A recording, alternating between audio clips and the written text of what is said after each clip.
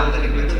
অনেক দূর থেকে আসে, এখানে মোটামুটি অনেকেই আসে মানে কিনা বেচা করে, তার স্বাচ্ছন্দ্য করতে কোনো অসুবিধা না। এখানে কোনো রকম কোনো অপ্রীতিকর ঘটনা এখন পর্যন্ত ঘটে নাই।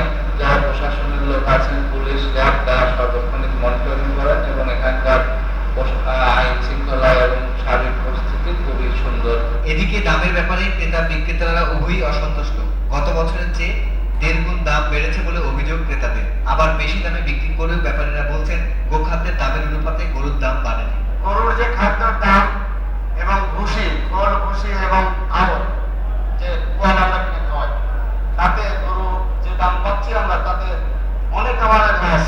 গরু কিনতে আসছি, একটা দামও বলছি যে একটু বেশি, কিন্তু অন্যবারের চেয়ে এবার দাম বেশি মনে হয়। দাম বেশি হলেও ঈদের আগ মুহূর্তে ভালো কেনা বেচা হবে বলে আশা করছেন বিক্রেতারা ও ব্যাপারীরা।